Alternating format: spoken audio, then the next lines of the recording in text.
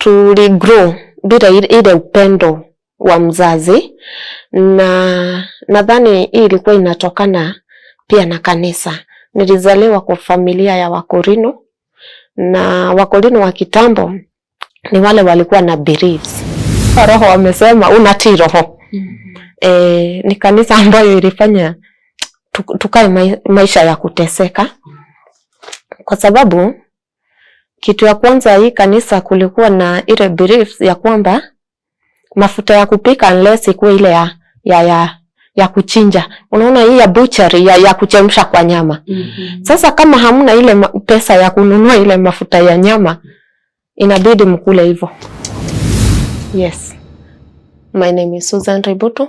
This is my story on Sema Yote Show.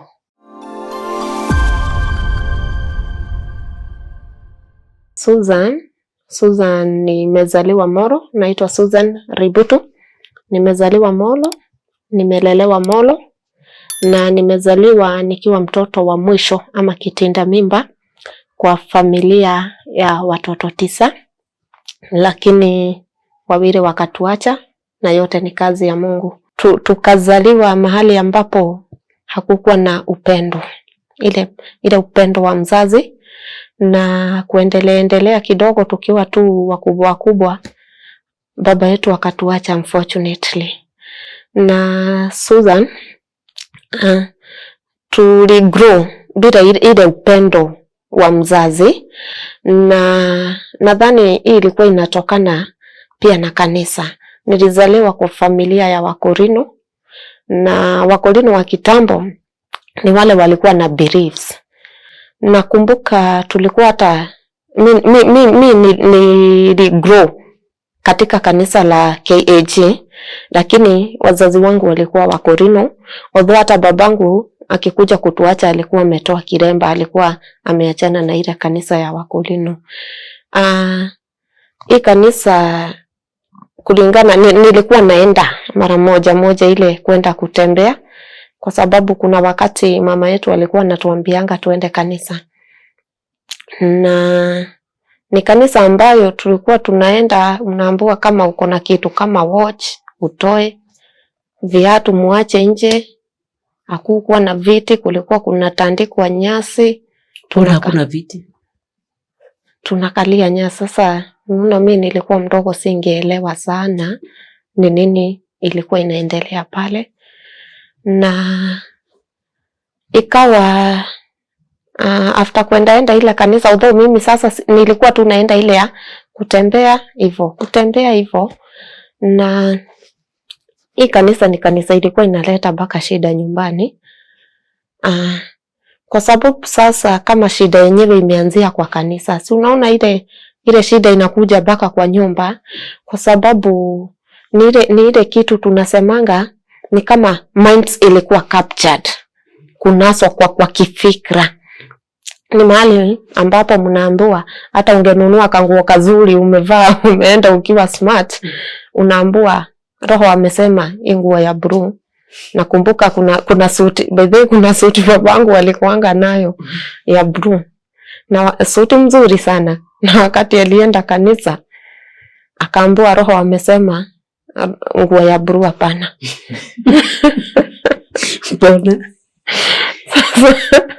Ukiwa unaona already umeshikwa mind. Sasa ukiambiwa roho amesema unatii roho. Ni kanisa ambayo ilifanya tukae maisha ya kuteseka, kwa sababu kitu ya kwanza, hii kanisa kulikuwa na ile beliefs ya kwamba mafuta ya kupika unless ikuwe ile ya kuchinja. Unaona hii ya butchery ya kuchemsha kwa nyama. Sasa kama hamna ile pesa ya kununua ile mafuta ya nyama, inabidi mkule hivyo. Yes. Hamtakaanga chakula kwa sababu roho alisema mafuta ni ya nyama. Na kanisa hata hatukuwa tunakula nyama Friday. Ati roho alisema Friday, kukula nyama Friday si mzuri. So sisi mara mingi tulikula chakula bila mafuta. Na roho alikuwa anaambia nani sasa? Sasa unajua ni kama Okay. Huyu roho alikuwa anaongea kwa kanisa. So unaona babangu ameenda na nguo mzuri, suti ya blue, anaambiwa roho amesema huku usivae watch, usivae suti ya blue. Yani ukienda tu na kitu mzuri. Na nikakuja kulia rais, pengine huenda ikawa yule mchungaji alikuwa chini. Ange afford. Unaona wakati ukishindwa ku afford socks, utaambia wengine socks ni mbaya. Si ni ukweli? Sasa kwa sababu ange afford ile maisha wengine wanaishi, ana include roho pale. Na unajua maandiko inasemanga usikufuru roho. So ikafika mahali huo mchungaji ni kama tunaambiwa tusiongelee mafuta sana, ni vizuri kuheshimu mafuta. Lakini ikafika mahali sasa huyu roho akaanza kufanya kazi mpaka ndani ya nyumba za watu. Alikuwa Mkorino, na kuna wakati angekuja kuambie amekuja kutoa mapepo kwa nyumba yako. Na hii mapepo hakuji kutoa mbure, so analipwa. Utamrusha kitu. Kwa hivyo roho wake, wakati roho anakubali pesa, kwa hivyo pesa haikuwa shida. Pesa haikuwa shida. Kwenu ama kwake? Wapi? Yeye akiwa akiitisha pesa hakuna shida. Kwa hivyo kile kitu anamfanyia mnalipa. Alafu unaona alikuwa ameshika fikra za watu. Walikuwa wamemwamini sana. Like my mom. Haungemwambia, mimi nilikuwa namwambia, hata hao wengine tunamwambia, kuna tashwishi. Kuna question mark. Lakini alikuwa ameshikwa ile mawazo like roho wa Mungu. Na maandiko inasemanga test every spirit. Jaribu kila roho, kwa sababu si kila roho ambayo inasema Yesu inatoka kwa Mungu. So kuna wakati alikuwa na kujanga, atakuja leo kwetu, kesho kwa mwingine, atakwambia nimeonyeshwa. Nimeonyeshwa kwako kuna hii na nitakuja kutoa. Anakuja anatoa, unamrusha ile kitu unamrusha. So alifanya hiyo kazi mpaka wakati aliomoka. Kumaanisha haikuwa ati ni roho, yeye alikuwa anajitafutia. Sasa wakati aliomoka hao ndio hawa sasa washirika walifunguka mawazo, ndio hapo my mama alianza kusema na tulidanganywa. But hiyo ni kitu ilikuwa inafanya mpaka tulale njaa. Bora mlale njaa? Na kuna chakula ama hakuna chakula? Ni kitu ilikuwa inafanya mpaka tulale njaa, kwa sababu ni kama sasa ni kitu ilikuwa inafanya tulale mpaka njaa, kwa sababu mara mingi wako kwa safari. Roho amesema tuende huku, roho amesema tuende huku, roho amesema tuende Nakuru, roho amesema tuende. Sasa mpaka masaa ya kulimia watoto hamna. Roho kila wakati ni safari, roho amesema. Na sasa unaona si tulikuwa wadogo, so ilikuwa inasababisha mpaka tunalala njaa. Na nimezaliwa Moro, mahali ambapo chakula ni mingi. Lakini sasa unaona hizi safari za kila saa kila dakika, mtu wa kulima hakuna, so ilikuwa inabidi mpaka tulale njaa. Na hiyo ikasababisha tuanze kujitafutia tukiwa wadogo. Juu mimi hata nikiwa class 5 nilikuwa naenda kibarua. Tukaanza kujitafutia tukiwa wadogo na tukaingia katika kazi za vibarua. Moro ni mahali ambapo mashamba ziko, mashamba ni kubwa, so tunaenda vibarua pale. Ninakumbuka kuna wakati hata huyo manager wa hiyo shamba alinitusi juu nilikuwa kadogo, bado hata nilikuwa na kamwili kadogo. Nimemaliza class 8 na nimeambiwa pesa hakuna, juu roho kila saa anasema. So ikabidi niingie kwa kazi ya vibarua. Na hata nikiwa mdogo nilikuwa naenda zile vibarua. Plus unaona sasa hii mzazi akiwa so much concentrated na roho msema hana time ya watoto. So tulikosa ile kitu inaitwa mother's love. Na hiyo ikasababisha tukagrow na ile roho ni kama roho ya rejection. Kwa sababu wakati mzazi amekukataa, hata duniani unapata umekataliwa.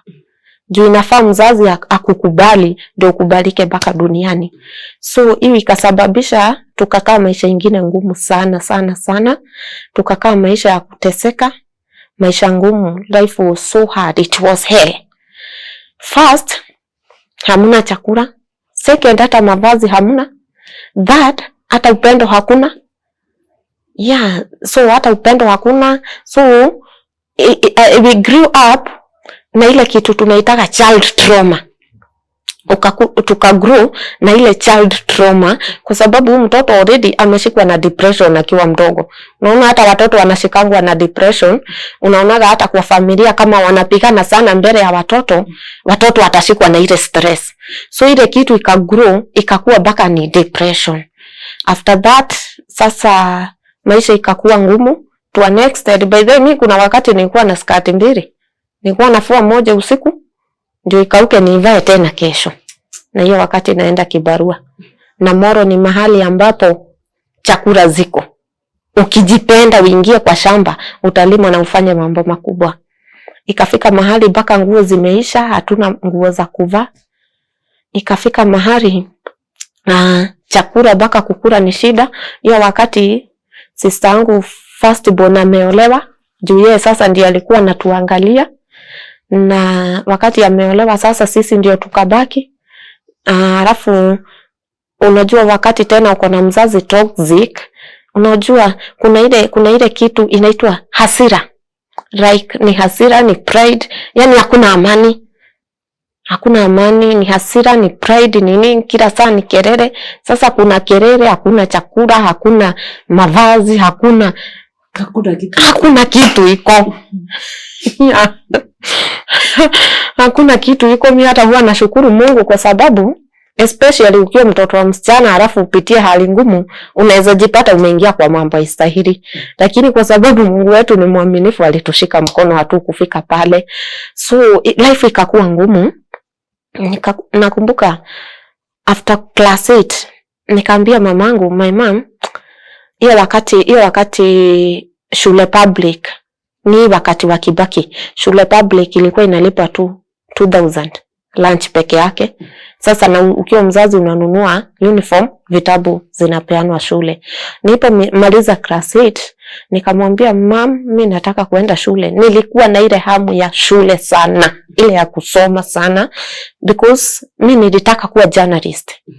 Purposely, hata nikiwa mdogo nilikuwa nawaambianga mimi nitakuwa journalist siku moja na mtaniona kwa TV. Nilitaka sana ile kufanya journalist. Na ndio maana unaona nikiwa talkative sana juu niko na ile kitu ya journalist ndani mwangu. So after class 8 my mama akaniambia hana pesa.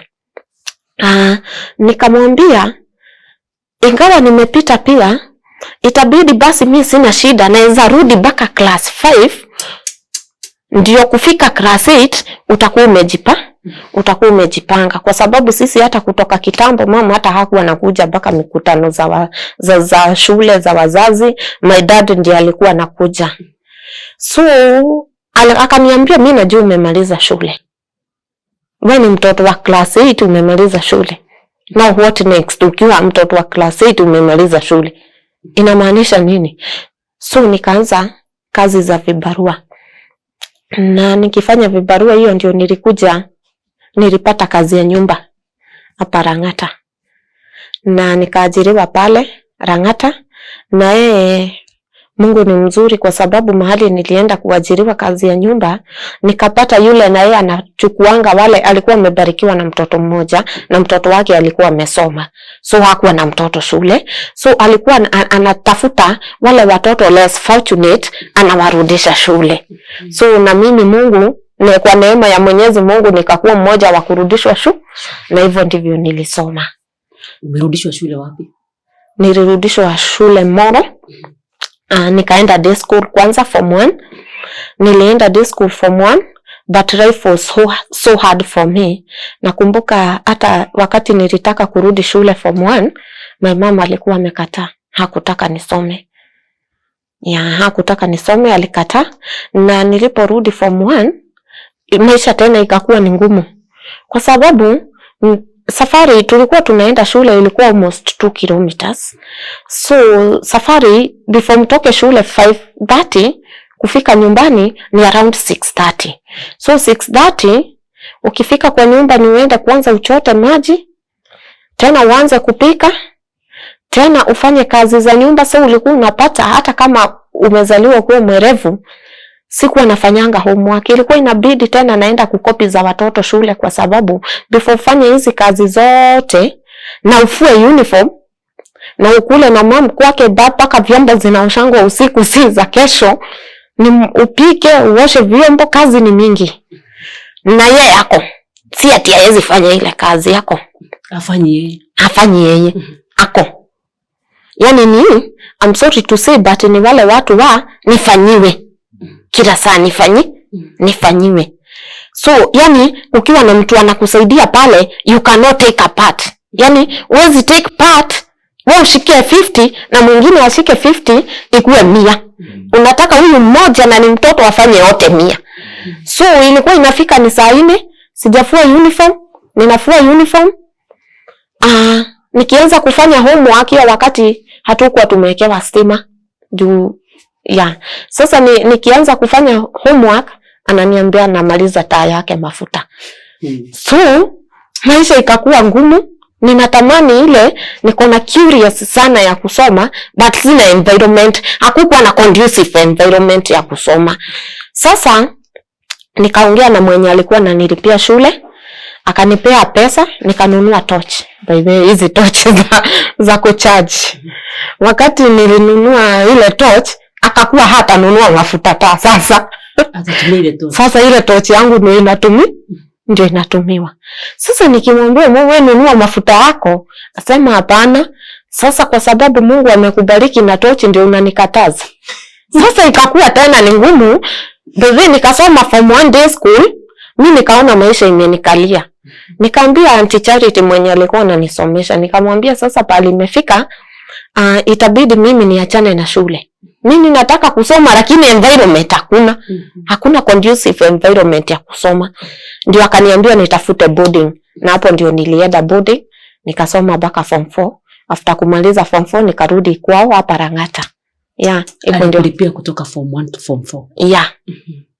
Akanilipia kutoka form 1 to form 4.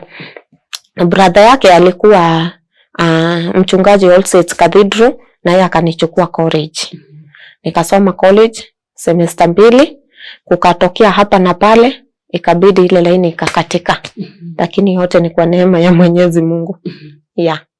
Okay, wakati uko nyumbani mama yako ako kwa hii kanisa ya roho amesema. Babako aliaga ukiwa kiasi gani? Ukiwa umri gani? Babangu aliaga was it 29 to 8 to 7 alikuwa mgonjwa. Aliaga to 8 hapo December hapo. Alikuwa bado wa hiyo kanisa? Alikuwa ametoka yeye, alikuwa ameachana na hiyo kiremba. Kwa hivyo mamako ndiye alibaki. Mamangu ndiye alibaki, na yeye after yule mkulini wameomoka, wakafunguka macho, hata yeye akahama, akaenda kanisa ingine inaitwa United. Wanashirikingi United, na hiyo kanisa haikuwa mzuri kwa sababu ilituelekeza kwa shida sana. Ilileta madhabahu ya shida nyumbani. Madhabahu to an extent mpaka watoto hawezi soma, si kitu mzuri. Hiyo ndio tuligrow. Maisha haikuwa rahisi, maisha ilikuwa ngumu sana. Maisha ilituelekeza mpaka kwenda vibarua, na bado hata ukienda kibarua hauna ile mother's love. Mimi nakumbuka babangu akiwa mgonjwa, nilienda kibarua ya kuchuna minji. Mara watoto ndio huchuna minji, na wanalipanga vizuri juu unajua ukiwa na speed yako ya mkono unaweza enda nyumbani hata na 100 zako 5 7 vile kulingana na zile kilo umechuna. Na nikaenda kibarua ya kuchuna minji, nikalipwa, nilikuwa na 350 by the way. Nilikuwa na 400 juu nikaenda soko nikanunulia my dad trouser ya 150 na shati ya 50 bob, na my mom nikamnunulia trench coat ya 200. Unfortunately ile trench coat hata hakuvaa, alipeana, alisema nimemnunulia kitu cheap, na hiyo wakati nilikuwa mtoto bado. So si kukua na ile upendo. Unaona wewe hata ukiwa mtoto unajaribu ung'ang'ane uombe ile baraka ya mzazi, lakini yeye halidhiki. Ni ule mtu hata ukimpea 100 halidhiki. Anataka mingi na huna hiyo mingi. Unajua ni vizuri unaridhika na yenye mtoto amekupea. Juu anataka mingi na huna hiyo mingi. Hiyo wakati nilikuwa na uwezo wa kununulia hiyo ya 200. Ni vizuri hata ukiwa mzazi unaambia mtoto ubarikiwe ndio kesho ulete ya 1000. So alipeana, but I thank God because my dad yeye alinibariki na akaniambia nisiwahi kosa, maisha yangu nisiwahi haribika. Nashukuru Mungu kwa sababu my dad alinibariki. Sasa wakati nimeingia shule boarding, maisha tena ikakuwa kama kitaniramba. Kwa sababu ile shule boarding ni wakati wa visiting. Hakuna mtu alikuwa ananikujia visiting. Watoto wanavisitiwa, wanakula kuku nini. Sisi wenye hatukuwa tunavisitiwa, tunapikiwa githeri shule, mnakula. Hiyo maneno inaisha. I remember nikiwa form 2. Nikiwa form 2 ndio nimejoin boarding.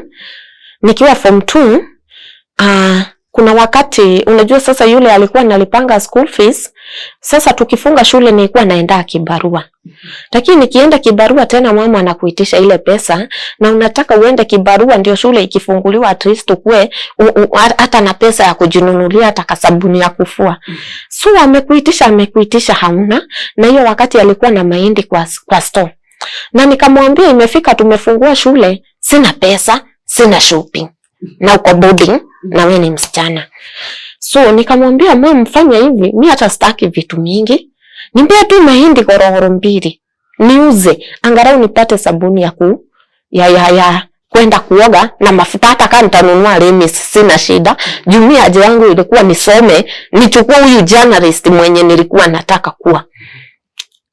Alikataa.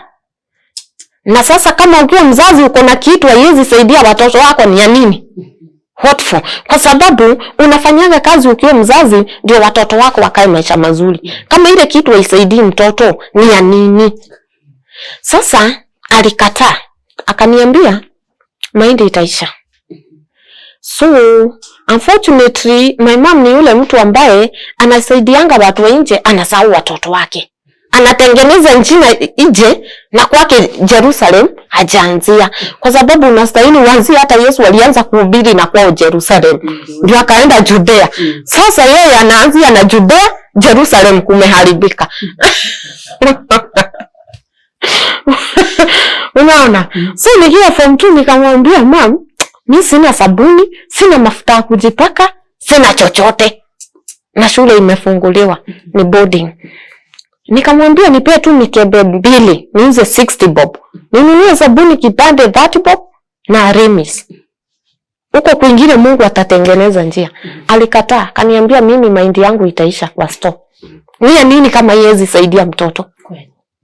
Akakataa. Juni nikifunga shule alikuja kuniambia nilienda kwa mama Kamau na nikampelekea gorogoro 5. Na saa hizo mtoto wako ameenda shule bila sabuni. Mimi nilienda hiyo shule. Nilikuwa nangojea watoto wengine wakioga. Mtu tunabakiki tudogo. Ndito nilikuwa nakusanya, nafua natu blouse na socks juni za white. Hizi zingine nitafua hivyo. Kuoga nilikuwa naoga bila sabuni juu hata ya kuoga utatoa wapi? Na una mafuta. Lakini kuoga haikuwa shida juu hata nikioga hivyo uko na socks na uko na sasa ingevaa short sleeve juu already umeparara by the way. Sasa hivyo ndio nilisurvive hiyo shule, lakini nashukuru, I thank God for my big sister, my elder sister, na Mungu amweke tu maisha mengi juu hiyo alitushikilia sana, ni alitulea. Yeye ndiye alikuwa mzazi wetu. Ni alitulea. Na unaona hata yeye bado already ameolewa, hata yeye ako na watoto, so hange manage watoto wake na wa mwingine pia. So alikuwa anatusaidia mahali ataweza. Nikiwa form 3 nilikonjeka. Na mimi ile kitu ilikuwa inanisaidia nilikuwa mwerevu shule. So hata kama unajua shule sasa walikuwa wanataka niwatengeneze jina, sikuwa nafukuzwa.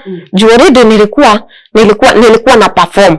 I was a top performer. Nilikuwa ninachezea number 1 2 3 1 2 3 1 2 3. Nikienda sana, nikianguka sana ni namba 3. Nikienda sana ni 1-2 nilikuwa, lakini sana sana nilikuwa nachukua namba 1. So shule Mungu akanipea ile kibali, nikakubalika. So sikuwa nafukuzwa ile ya kuambiwa mzazi akuje. Hapana, kwa sababu pia walikuwa nahofia huyu tukimfukuza aende akae nyumbani, ataenda drop na shule ifanye nini? Shule pia imeanguka. Na kwa sababu wanataka jina ya shule isimame, so hapo ndio nilikuwa nabahatikia. So sikuwa nafukuzwa. Nikiwa form 3 nikagonjeka. Na nikakaa na ugonjwa shule wiki mzima sisemi. Na ikanikalia sana, it was malaria. Ikanikalia sana to an extent. Sasa ilifika mahali nikapelekwa hospitali. Na nilipopelekwa hospitali, I was admitted. Nilipelekwa hospitali direct na kuwekwa maji. Nikaenda nikakuwa admitted for 3 days. Na sasa hapo ndio hata wakati nimegonjeka ndio nilipigia sister yangu mkubwa akanikujia, nikamwambia niko hospitali, na nikapigia Auntie Charity, Mungu amweke maisha marefu, amweke miaka mingi sana, huyo mwenye alikuwa ananilipia akalipa bill ya hospitali. So sister yangu akanichukua tukaenda home.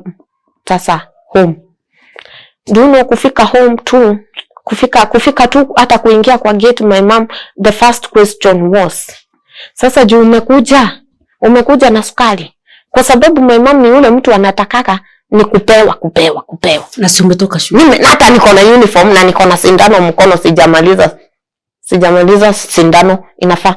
Ndio nililala home hiyo siku, kesho nirudi tu shule nikiwa mgonjwa. Juu huna amani na ni kwenu. Mtoto ukikosa amani kwenu utaenda wapi kwingine? So hata nikiwa shule nilikuwa nasikia nikiwa na amani hata kama si visitiwi kuliko kwetu nyumbani.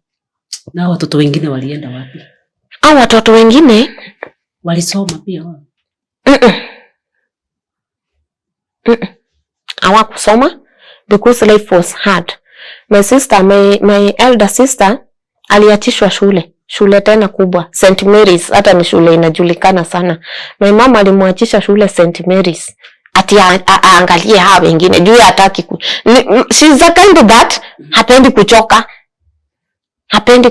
Sasa unaona kila saa anataka afanyiwe. Ni wale watu wa umfanyie. Na wazazi, Mungu atusaidie sana hata sisi tuzoe kufanya kazi.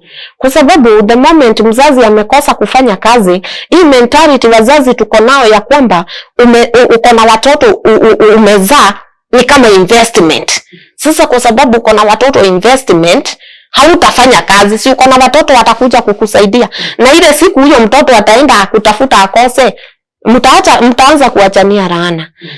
Mtaanza kuachania laana kwa sababu uko na ile mentality fulani atanisaidia. Na akienda akose.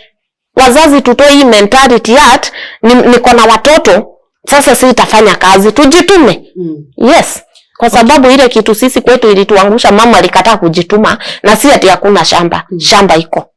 Na tulikuwa tunarara njaa tukiwa na hiyo shamba hapo. Okay, uone ni kama hii dini yenye mamako alikuwa ameingia ilichangia sana mamako kuwa hivyo. Mimi nilizaliwa nikiwapata wakiwa kwa hiyo kanisa wa Korino. Hata niligrow wakiwa kwa hiyo kanisa bado. So pahali nimekuja kujielewa, was it class 5, 6 hapo.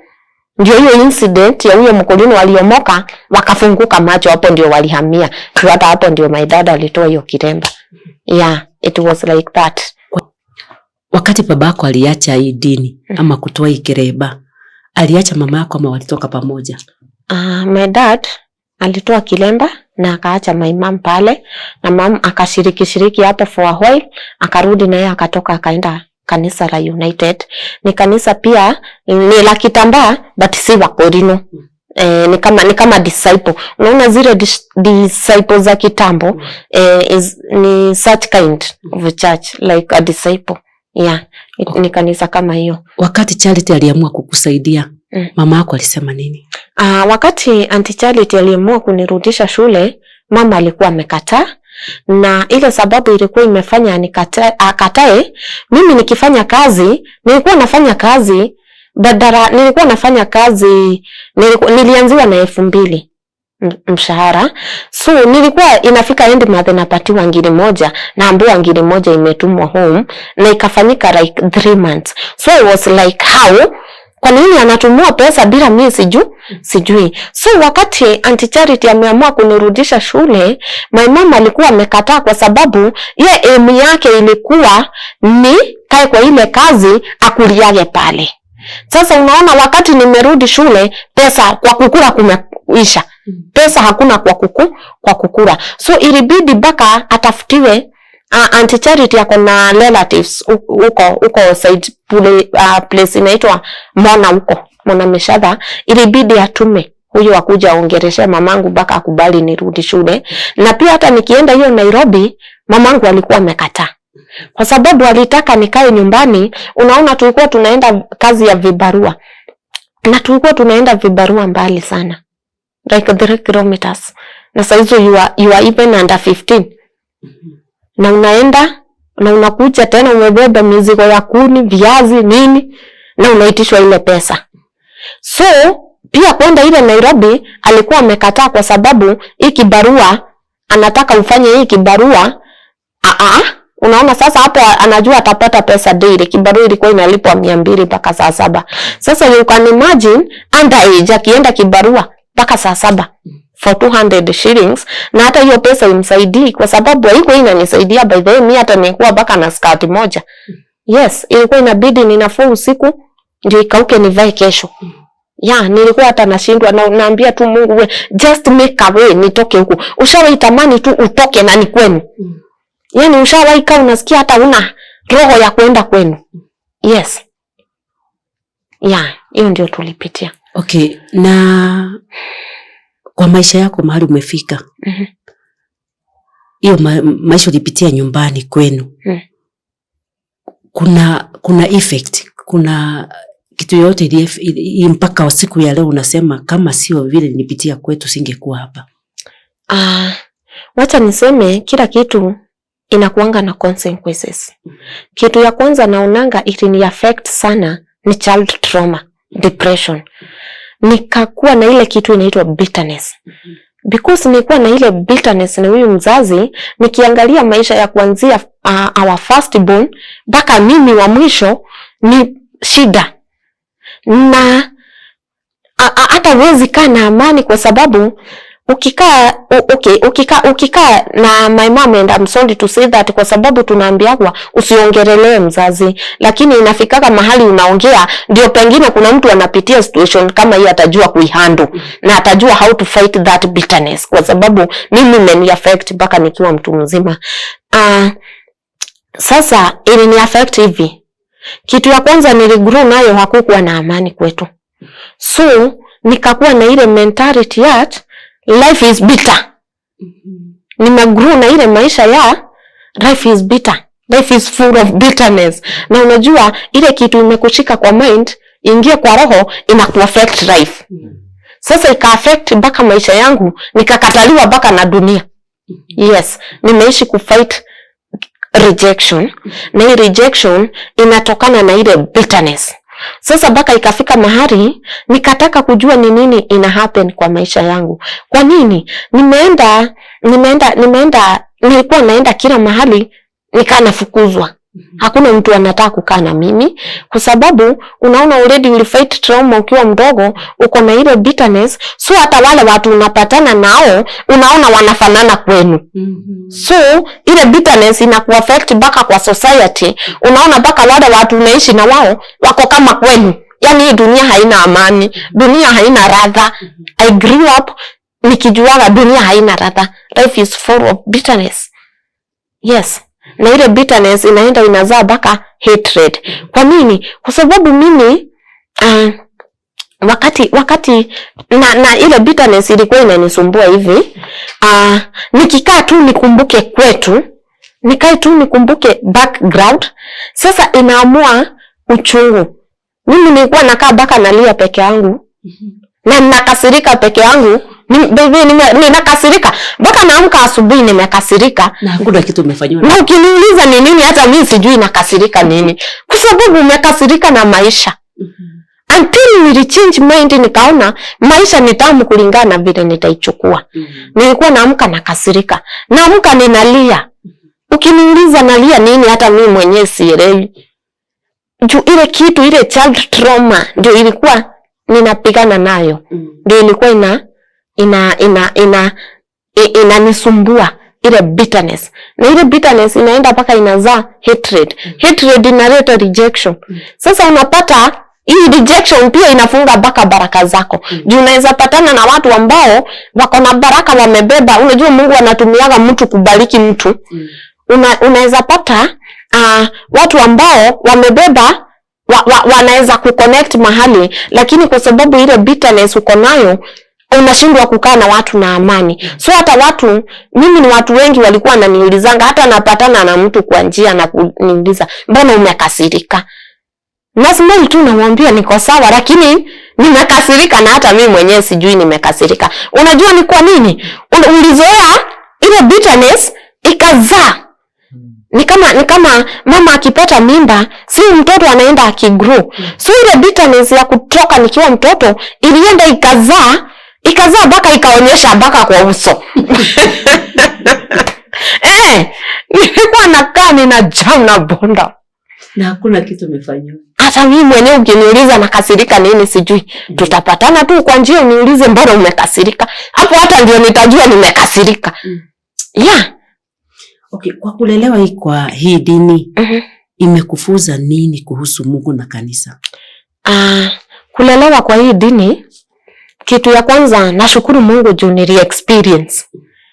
Na kulingana na vile maandiko inasema Yohana 4:23 ya kwamba na wakati umekuja na wakati utakuja na ushakuja, na wakati watu ambao watamwabudu kwa haki na kweli. Sasa kwa sababu nilikuwa na ile signal, niliona kwetu kuna dini inaweza kuelekeza mpaka uende chini, uende, yani inaweza kupeleka baka kwa kaburi. Bado unajua hata watu walikuwa Shakahora, wale watu si ati walikuwa na shida, walikuwa wanatafuta upendo. Pengine hata wao waligrow na hii bitterness, pengine hata wao waligrow na environment kama yetu, so wameenda kutafuta amani. Na ukienda kutafuta amani ndio unajipata umeingia kwa dini ambayo haistahili. Alafu unaona si kila mtu unaweza fungukia umwambie nimegrow na hii environment. So watu hawakuelewi. Watu hawakuwa wananielewa. Mimi ile kitu nilikuwa tu natafuta kwa maisha ni kupendwa tu. By the way, ile kupendwa ito hii bitterness. Na si ati necessary ilikuwa kupendwa na mwanaume. Bado mimi hata ningepata tu mwanamke anipende tu. Yani nisikie tu nipate kale ka upendo, nilikuwa nasikia niko na mamangu karibu. Kale ka upendo. Kale ka upendo usikie tu umependwa. Juu hii dini nayo ilinifunza, mimi sasa hata nikienda kanisa, niende kwa dini ambayo wanadanganya, nitaielewa tu. Nikienda kwa dini ambayo haina mambo mazuri, nitaielewa. Kwa sababu Mungu wetu si wa kurudi chini, ni wa kuinua. Wewe ukienda hata uende kwa kanisa uone badala uinuke unarudi chini, uliza maswali, kuna shida. Yes. Okay, wewe ulisema ya kwamba mchungaji wakati alitajirika, alifanya ni aliondokea. Kwa hivyo ilikuwa si ni dini, ni mtu mwenye alikuwa anataka kujinufaisha yeye mwenyewe. Alikuwa ni mtu wacha niseme wacha niite biashara. Ilikuwa biashara. Kwa sababu wakati alitajirika, unajua hata sasa ile kitu ilifanya hawa wafunguke macho. Unaona hata ungienda kwa ile kanisa na nguo mzuri anakuambia roho amekataa. Lakini yeye wakati alipata ile pesa, akapata kajoto ka pesa, alianza kuvaa zile nguo na tena baka ziko na mashainsheni yenye alikuwa anawaambianga roho hataki hii. Sasa hapo ndio nakumbuka my mama akiniuliza, "Na kama sisi tuliambiwa hivi, mbona yeye amevaa?" Mbona yeye amevaa? Sasa hapo ndio hiyo ndio iliwa kuvaa kwake. Kuvaa kwake na kujenga kwake kwa nyumba, vile alijenga nyumba, hapo ndio walifunguka macho. Juu alikuja akajenga kwake pia. Alikuja akajenga boma mzuri na akaanza kuvaa vizuri. Kwa sababu nakumbuka hiyo kanisa hata tukienda kuongea ukweli alikuwa amefinyika. alikuwa amefinyika akikuja. Alikuwa amefinyika, hiyo kanisa alikuwa amefinyika. Lakini wakati sasa alianza kuvaa nguo expensive, hata unaona yenyewe amejibeba. Hapo ndio walifunguka macho. Yes. Okay. Maybe kuna watu wako kwa dini kama hizo siku ya leo, najua ziko nyingi sana. Na wengi wajielewi. Pia jibu swali lingine ni kwamba kuna watu umekutana nao kwa hii period, ulikuwa na hii bitterness, mumekosana, wengine mumepitana. Hebu waongeleshe. Waambie ni nini ilikuwa inakusumbua. Kitu ya kwanza niseme dunia imebeba mambo mengi sana. Na hii dini, kitu ya kwanza niseme kulingana na hii dini, ni vizuri kabla uingie mahali uliza Mungu. Je, hapa niko, Mungu unataka nikuwa hapo? Kwa sababu Mungu wetu huwa anajibu. Especially ukiingia kwa dini, uone maisha yako inadidimia badala ya kuinuka. Run for your life. Yes. Run. Run. Kimbia. Mbio yenye yote unaweza, yote toa yote ukimbie, kwa sababu kwa nyumba ya Mungu hufai uende urudi chini. Ndio najua challenges hazikosangi, majaribu haikosangi, juu hata Ayubu alijaribiwa, lakini hufai kujaribiwa from January to December, from January, yani kila mwaka wewe uko kwa shida throughout. Why? Na uko kwa kanisa. So hii dini kuna kitu ilinifunza ya kwamba kabla niingie mahali ninauliza Mungu. Na kwa sababu Mungu wetu ni mwaminifu sana, atakupea tu signal. Na niko sure hata wenye wako kwa hizi dini si ati hawaelewi, si ati hawaoni zile signal, lakini kwa sababu wamefungwa macho. Na unajua shetani anashikanga mawazo, kwa sababu mawazo yao already imekamatwa, hawaelewi. Lakini na mimi ningeomba tu Mungu sana kwa neema ya Mwenyezi Mungu awafungue hiyo mawazo, waone ukweli, kwa sababu kuna watu wengi sana wako kwa hizi dini lakini hawajui ukweli. Na tena huo ukweli pia unakuja na kusoma neno la Mungu, kwa sababu bila kusoma neno la Mungu hawezi jua ukweli. Yes. Lakini mimi nashukuru Mungu juu nililelewa kwa hiyo dini, so nilikuwa na ile signal. Hata nikiingia mahali ambapo hakustahili, ninajua hapa sio hapa ninafaa kuwa. Yes. 1 2. Okay, kwa ile dini ni nini uliona mpaka saa hii unajua ukiona mahali kwingine ni red flag? Kwa ile dini kitu ya kwanza niliona red flag za dini za uongo. Wacha tu nitumie dini za uongo kwa sababu ziko. Kuna watu wamefungua, wameanza hizi dini zikiwa kama biashara. Red flag ya kwanza katika hizi dini ni kila wakati anakuambia Roho amesema. Sikatai Roho anaongea, na Roho wa Mungu anakuanga na oda. Na tena kwani huyu Roho wa Mungu anaongelesha mtu mmoja tu, mchungaji peke yake? Hakuna mtu mwingine anaweza ongeleshwa na Roho kwa hiyo dini. So red flag ya kwanza ni wakati mchungaji ndiye anakuambia Roho amesema kila saa, Roho amesema. Kwa hii dini ni yeye peke yake anaongeleshwa na Roho, hakuna watu wengine, kwa sababu kanisa ya kiroho si Roho anafaa afanye kazi. So itakuwaje huyu Roho anaongelesha mtu mmoja? Na tena huyu Roho kwani kila saa huyu Roho amesema, Roho amesema ulete hii, Roho amesema fanya hivi, Roho amesema toeni bahasha, Roho amesema Roho amesema toa dhabihu ya kushukuru, Roho amesema toa bahasha ya sijui ya kupanda misingi, Roho amesema toa bahasha ya kuvunja madhabahu. Kwani huyu Roho ni wa bahasha peke yake? Hakuna. Hiyo ni red flag ya kwanza. Na tena kanisa ya Roho anafaa afanye kazi kwa kila mtu. Ukiona mahali ambapo hii dini mchungaji tu ndiye anataka atabiri, ndiye anataka atafsiri, atranslate, ndiye anataka aelezee ndoto, kuna kanisa za kuota, ndiye anataka, yani kila kitu ni yeye, kuna shida tena kubwa. Hiyo ni red flag. Yeah. Okay. Wakati huu mahusiano yako na mama yako, ama mama yako ako aje saa hii kwako, kwa ndugu zako?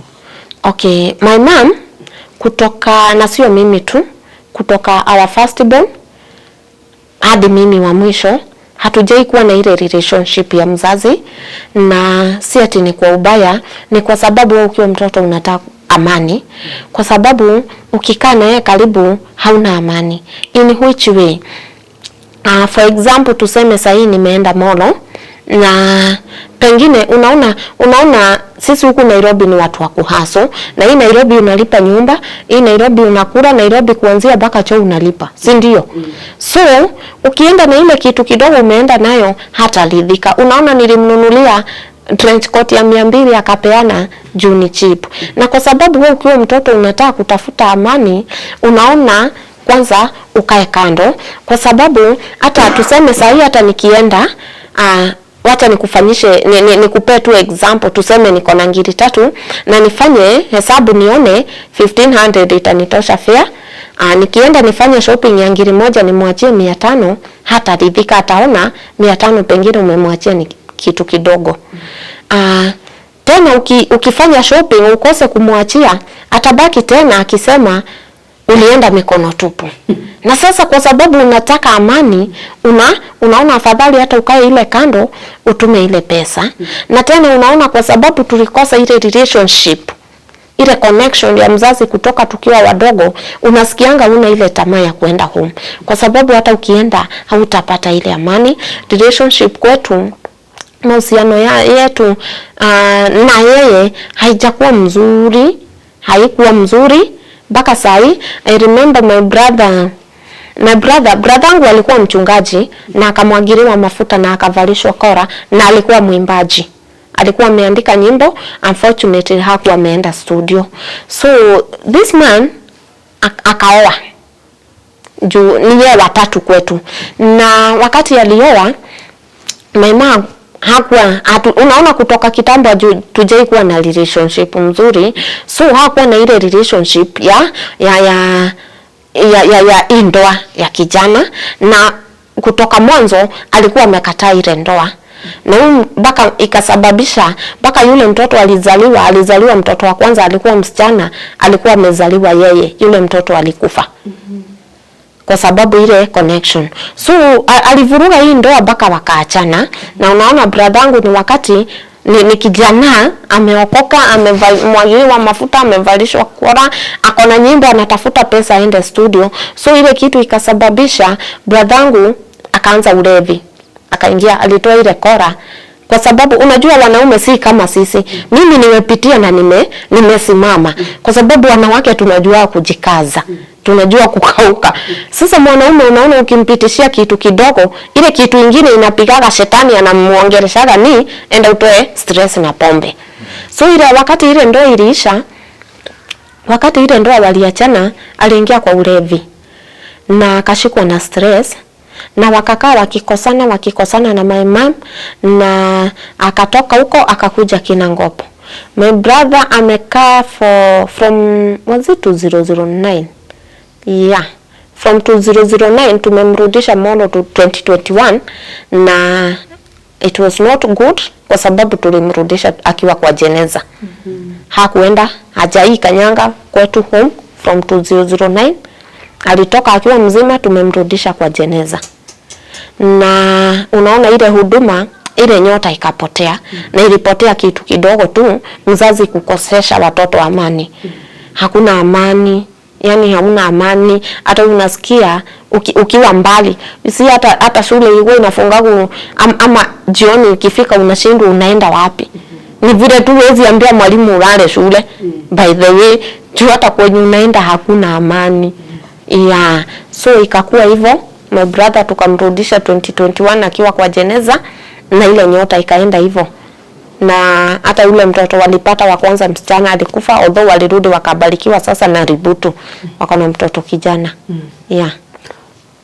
Hivi umefika. Umesamehe mama yako? My mom mimi nilimsamehea. Kwa sababu kitu ya kwanza, hawezi endelea ukiwa na ile bitterness. Although ile bitterness imenisumbua mpaka nikiwa mtu mzima. Imenisumbua kwa miaka mingi sana. Imenisumbua. Kwa sababu hata ukiwa mbali bado tu atakuvuruga. Yes, hata ukiwa mbali bado tu atakuvuruga, pengine amekuitisha na ni yule mtu understand. Akikupigia simu akwambia nataka pesa na pengine una ile pesa, anakasirika. Na ndio nikasema kutoka mwanzo wazazi tujifunze kwenda kazi. Tujifunze kujituma.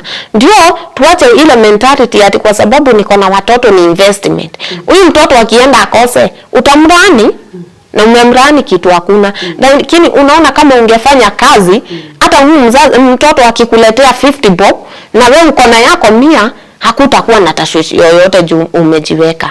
Ndiposa nikasema kutoka mwanzo wazazi tujifunze kujituma. Tuache kutegemeanga wazazi kwa sababu tuache kutegemeanga watoto. Huyu mtoto ujui kesho.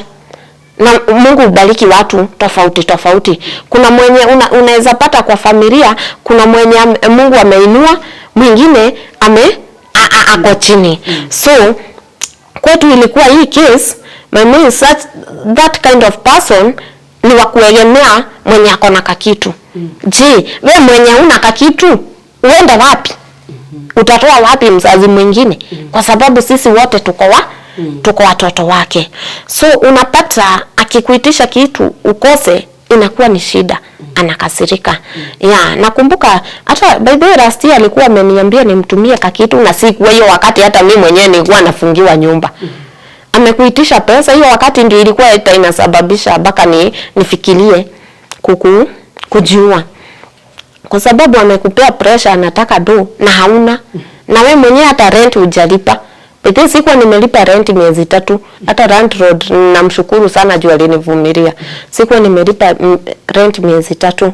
Na hiyo wakati sasa alikuwa ananipigia simu ananiambia nilikuambia unitumie pesa kwani kulienda aje. Na uwezi mwambia uko na shida zako kwa sababu ile wakati nilituma unaona haridhiki.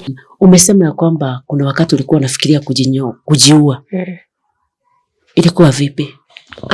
Wakati nimefikiria kujiua kwa sababu kitu ya kwanza unaona niligrow bila upendo na pia nikaolewa na nilikuwa na ile expectation yacht hata nikienda kuolewa nilikuwa natafuta upendo. Mimi kwa maisha nilikuwa natafuta tu kupendwa. So nikapata hata mahali nimeoleka ile upendo hakuna. Nikagongwa na depression, ikasababisha mpaka nikatoka kwa ndoa. Sasa nimetoka kwa ndoa, mzazi anakupea stress, wewe mwenyewe ndio umeanza maisha. So ikafika mahali mpaka unapata hiyo kazi hujapata. Umetoka kwa ndoa hujapata kazi, anataka pesa hauna, nyumba hujalipa. Nikafikiria ilikuwa imefika mahali mpaka nafikiria ama nijiue because it was so hard for me, but for now nilimsamehea. Na ningeomba hata hao watoto wengine wetu wapate tu nafasi ya kumsamehea kwa sababu ni mzazi hata akiwa toxic, akuwe mzuri akuwe mbaya, ni mzazi wako. Hakuna mwingine utaenda kwa duka kununua, ni wako. So tukue tu na roho ya kumsamehea. Nyinyi mnapendana, nyinyi brother and sister? Mkwaje? Tunapendana but siwezi sema ni ile connection sana kwa sababu kitu moja unaona sisi watoto sasa wakati tulimsoma tuliamua tujiunganishe, lakini unapata kuna watoto ambao mamangu already amepanda mawazo. Kwa sababu huyu mtu akona kakitu amemweka kwa mfuko, so na tena amempanda mawazo ya fulani ni mbaya. So unaona hata kama uko na upendo wa kumpenda, yeye hakupendi. Kwa sababu ni ule mtu for example tuseme nimempea 1,000 na mwingine amempea 500. So ataanza kunipea maneno ya huyu mwenye amempea 500. Na haifai ikiwa mzazi. Mzazi ni kufunika. Sasa unaona hata kama mimi ninapenda huyu mwenye nimeambiwa ako na shida, yeye utapata ile mawazo amepandwa hanipendi. So unapata wale watoto hata kama tunajaribu kuungana tupendane, bado unapata pia kuna wenye wako walishapandwa ile mbegu na ikamea na ikazaa mazao na ikazaa matunda. So hata ukijaribu kuunganisha ikuwe kuna ile upendo, unapata ndio kuna tashwishi. Na wazazi tusome sana. Wazazi tujifunze. Usionyeshe mtoto Nyambura ni mzuri kuliko Wanjiku. Kwa sababu wote walitoka tumbo yako. Ulimzaa kwa nini akiwa mbaya basi?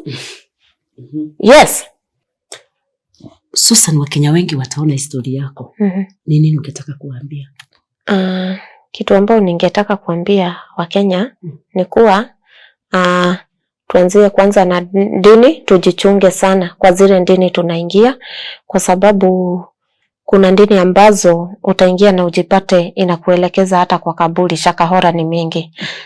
Upande wa wazazi pia ningependa kusema hata sisi ni wazazi, tuunganishe watoto na tulee watoto kwa upendo. Na wazazi pia ningependa kusema, na ningependa sana kuwaongeresha wazazi nikiwa mmoja wao, tujifunze kujituma, tujifunze kuenda kazi. Tuache hii mentality ya kwamba kwa sababu kuna watoto ni investment. Kwa sababu wakati huyu mtoto ataenda akose, ameenda ametafuta amekosa, utaanza kumwachia laana. So tujifunze kuunganisha watoto, na pia tukiwa wazazi usionyeshe watoto, usitenganishe watoto kuonyesha huyu mmoja, huyu mwingine ni mbaya, kwa sababu ile kitu unapanda una create enmity, na ile mbegu unapanda hata wakikuwa wakubwa utaweza kuirudisha. Ile unajua mtu unatengeneza ukiwa mdogo, unapalilia mtu ukiwa mdogo. So ukikosa kupalilia watoto wakiwa wadogo, so hata wakikuwa wakubwa utaweza kuwaunganisha. Na tufanye kazi, tujipende, tufanye kazi, tuache kutegemea watoto kila kitu. Mtoto ningependa pia sana niongereshe wazazi, na naongea hivyo nikiwa mmoja wao. Wazazi, hata mtoto akikuletea kitu ya shilingi 10, ombea hiyo kitu na uibarikishe huyo mtoto, kesho aende afanikiwe. Si mtoto akuletee kitu ya shilingi 10 useme hii ni ndogo, na ile siku atapata kubwa. Kama huwezi pokea hii ya shilingi 10 kwa upendo, wakati Mungu ataenda amuinue akuletee gari hapo, utaipokea? Utaipokea? Kwa sababu kama huwezi pokea kitu ya jacket ya 50 bob, wakati huyo mtoto ataweza afanikiwe, anaweza kuletea hata nguo ya 10,000, utaivaa? Kwa sababu yule mtoto ni yule tu ambaye ulidharau kwa nguo ya shilingi 100. So na Mungu amemfikisha ya kwamba anaweza kununulia ya 10,000. So tukiwa wazazi, mtoto ile kitu amekupea ndogo, ichukue, ipokee, iombe, aende afanikiwe, ndio kesho akuletee kitu kubwa. Yeah. Tumesikia story ya Susan. Amepitia machungu ya mzazi, amepitia machungu ya dini, kujikuta kwa dini yenye haifai. Siku ya leo ningekuongelesha ukiwa hapo, maybe uko hapo, umepitia yenye Susan amepitia, na umesikia Susan ya kwamba ilizaa bitterness, hata akitembea kwa barabara na kasirika. Na wengine maybe tunakutananga na wao, unashangaa nini imefanyikia huyu mtu, ujui background yake. Kama umesikiza story ya Susan, comment hapa kwa comment zetu. Huwa tunasoma sana, huwa tunasoma kila comment yako, maana tunataka kujua kutoka kwako. Pia kama uko na story ungetaka kushare, wasiliana nasi, namba zetu ziko hapo chini. Share nasi, ongea nasi, upone. Juu unajua ukiongea unapona pia. Na kama hujasubscribe, na kuomba sana subscribe. Tufuatilie kila saa. Kila siku tuko na story mpya, na hatukujangi hapa kujifurahisha. Tunakujanga kwa hapa kupea mtu platform ajiongee. Na najua kwamba kama leo Susan atatoka hapa amepona. Wasiliana nasi. Mimi naitwa Eva Darwa, na wapenda sana.